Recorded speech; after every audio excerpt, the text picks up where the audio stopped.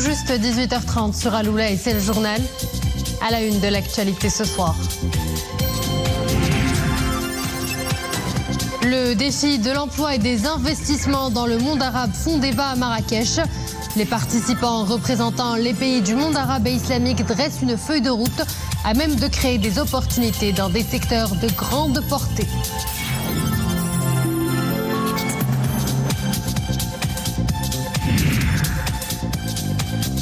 Également au programme de ce journal, un zoom sur l'aménagement des voies urbaines express et celle de contournement nord-est de la capitale du Grand Souss, Agadir. Des méga chantiers d'aménagement routier qui vont véritablement transformer le visage de la ville, en plus d'alléger et fluidifier la circulation. Dernière escale du journal, la station balnéaire Sarazout qui vit au rythme de la première étape du Bodyboard World Tour. Des surfeurs du monde entier sont dans la partie. De grands noms qui signent déjà de remarquables performances. Bonsoir à tous. Avant de développer ces titres, la réunion hebdomadaire du Conseil de gouvernement à la une ce jeudi. L'adoption de 3 projets de décret. Le premier est relatif aux modalités de fonctionnement de l'Observatoire des délais de paiement et sa composition. Le deuxième porte sur le statut de la mutualité. Le troisième texte relatif au Conseil national de la pêche et de l'aquaculture continentale. Également au menu de ce conseil, l'adoption du projet de loi de règlement relatif à l'exécution de la loi des finances de l'année budgétaire 2022, présenté par le ministre délégué chargé du budget.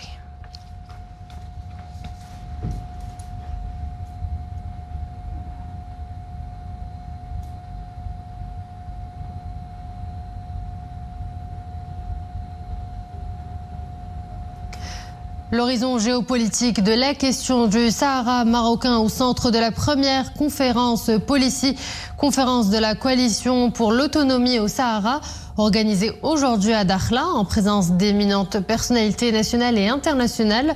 Cette conférence a pour objectif d'engager une nouvelle réflexion sur ce différend régional à travers ses différents aspects à l'aune des derniers développements que connaît la question à l'ONU et sur le terrain, ainsi qu'à la lumière du lancement de l'initiative atlantique par Sa Majesté le roi Mohammed VI, annoncé à l'occasion de la célébration de la 48e anniversaire de la glorieuse Marche verte. Écoutez à ce sujet cette déclaration du coordonnateur de la coalition pour l'autonomie au Sahara, Abdeltef Aïdara. L'OSACO, qui a pour objet de soutenir l'autonomie du Sahara comme unique solution aux problèmes que connaît cette région. En tant que Sénégalais, je me réjouis d'être à Dakhla, une terre de paix, une terre de développement, une terre où il y a un potentiel unique d'évolution économique, une terre où est développé un hub économique, une centrale d'investissement, des projets structurants qui font le lit de tout investisseur économique qui va avancer dans la vie. Quels défis et opportunités pour l'emploi et l'investissement dans le monde islamique? C'est le thème de la 4e réunion de l'Organisation islamique de coopération, un conclave qui a été aussi l'occasion pour dresser le bilan de l'action de l'organisation. Soumia Bliayashim, Watassim Bila Bouazaoui avec Nisrine Ausdar. L'emploi est l'une des grandes priorités dans un monde en pleine mutation. Les immenses défis qui sont liés au secteur poussent les gouvernements et les pouvoirs publics à adopter de nouvelles approches. Des actions inclusives et des projets générateurs d'emplois et encourageant l'investissement privé, le Maroc en a beaucoup lancé. Une politique saluée par les participants à ce conclave. دول العالم الإسلامي كلها ومنها المغرب عندها تحديات في مجال التشغيل، تحديات على مستوى Tous les pays du monde islamique, y compris le Maroc, ont d'innombrables défis à relever pour renforcer la création d'emplois. Il faut dire que les changements climatiques et les crises que traverse le monde ont beaucoup impacté ce secteur, ainsi que le monde rural. Les investisseurs et les jeunes porteurs de projets doivent être conscients de ces challenges.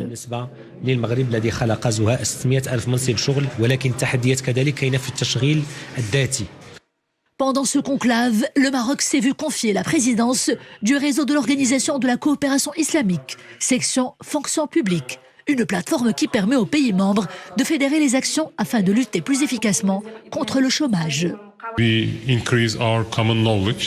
Nous sommes là pour consolider notre expérience et notre savoir-faire en la matière. À long et à moyen terme, nous avons beaucoup d'objectifs à atteindre et nous souhaitons particulièrement concentrer nos efforts sur le développement de l'économie verte et sur la transition numérique. Et cela pour permettre l'émergence de nouveaux marchés d'emploi.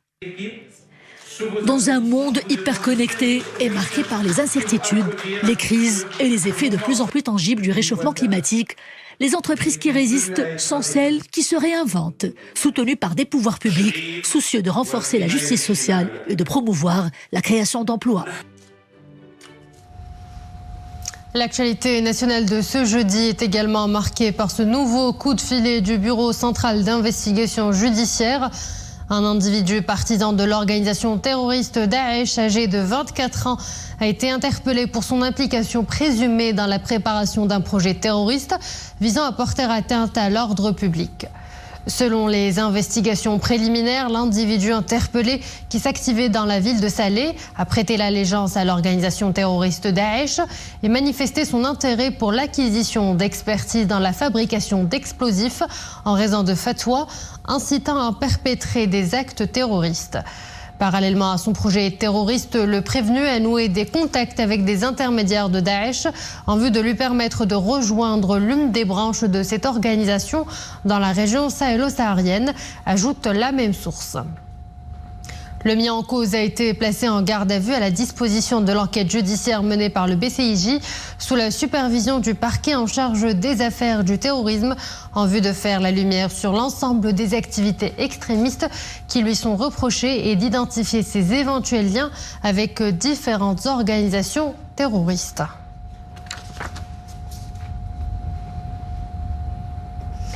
Gaza toujours sous le feu des bombes. Près de 30 000 Palestiniens ont été tués depuis le début de l'offensive. Les principaux médiateurs dans la guerre entre les États-Unis et le Qatar ont dit espérer obtenir une trêve permettant la libération d'otages détenus à Gaza avant le début du Ramadan. Pendant ce temps, le spectre de la famine plane de plus en plus sur l'enclave palestinienne assiégée par Israël. L'ONU estime que plus de 2 millions de personnes, soit l'immense majorité de la population, sont menacées de famine dans la bande de Gaza, en particulier dans le nord où les destructions, les combats et les pillages rendent presque impossible l'acheminement de l'aide humanitaire. Outre-Atlantique, les feux font rage dans le nord du Texas aux États-Unis. Une personne a déjà trouvé la mort alors que les pompiers luttent pour le contrôler, l'un des plus grands incendies de l'histoire de cet État américain. L'énorme brasier qui s'est propagé à la suite de vents violents et de températures anormalement chaudes pour la saison ont déjà brûlé plus de 300 000 hectares. Dans l'actualité du conflit russo-ukrainien, l'armée de l'air ukrainienne affirme avoir battu aujourd'hui 3 chasseurs bombardiers russes, portant à 13 le nombre d'avions militaires russes que Kiev assure avoir détruits en 2 semaines. Un premier avion bombardier a été abattu à peu près minuit, et 2 autres ce matin, près de Davydka et près de Mariupol.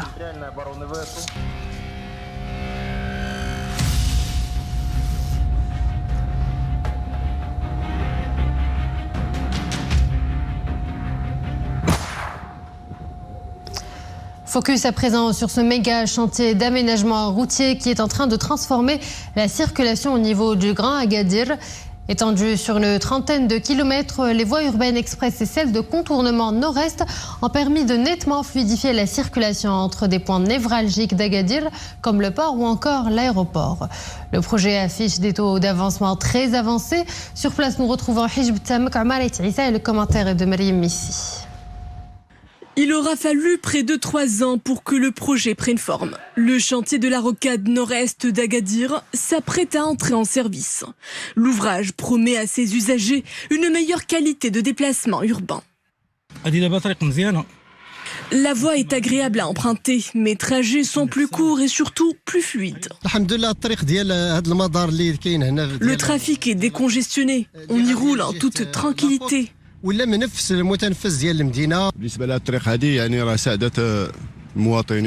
C'est un grand soulagement pour les automobilistes, particulièrement les poids lourds, les autocars et les ambulances. La nouvelle trémie leur épargne la lente traversée des artères denses de la ville. Désormais ouvert à la circulation, le premier tronçon de la route de contournement du Grand Agadir permet de bifurquer vers 4 sorties sur la ville. De quoi désengranger ces axes particulièrement fréquentés. Nous nous trouvons sur le tronçon de la rocade de contournement relevant d'Agadir qui s'étend sur 12,8 km. Il a la particularité de rallier plusieurs zones économiques et agricoles à des infrastructures phares de la région comme l'aéroport Al-Masira, le complexe portuaire ou en passant par le grand stade d'Adrar. Son état d'avancement dépasse les 98%. Son entrée en service est prévue dans quelques semaines. Un projet colossal qui devra transformer les conditions de mobilité urbaine au sein de l'agglomération. Un chantier titanesque sur un territoire en plein essor. Fruit du programme de développement urbain lancé sous l'impulsion de Sa Majesté le Roi Mohamed VI. L'environnement vu par les plus jeunes, c'est l'objet d'une exposition d'art plastique qui ambitionne d'éveiller les consciences sur le défi climatique et écologique et les urgences qui préoccupent la communauté internationale. C'est un reportage de Maria Awad et Abdel Al-Chab.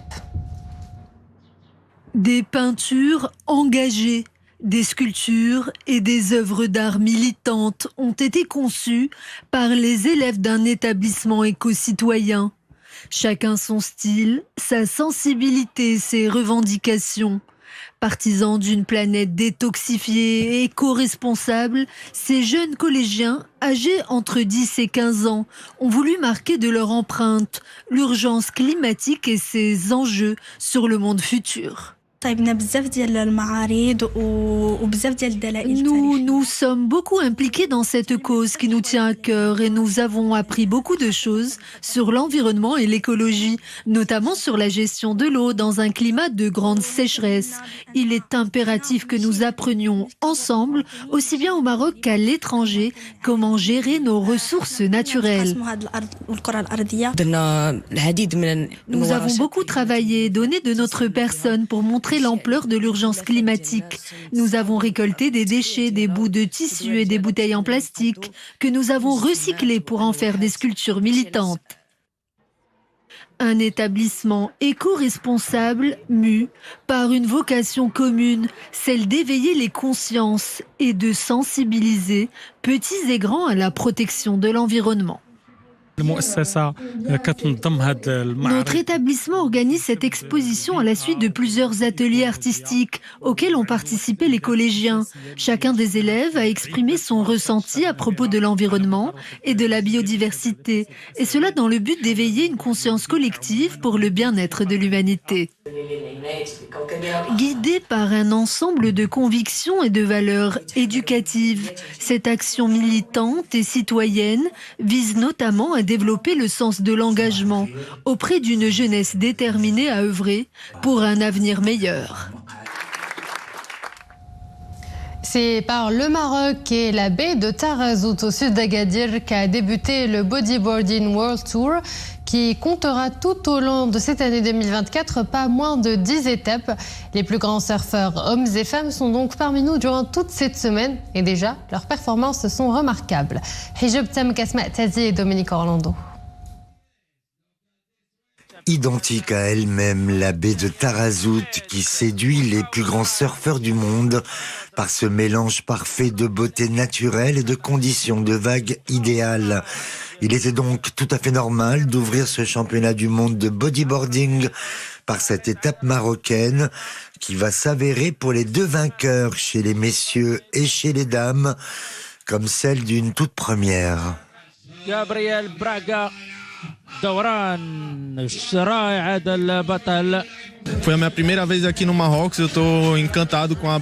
mon tout premier séjour au Maroc. Je suis ravi par la beauté du site et par la qualité de cette compétition où j'ai pu vraiment m'exprimer.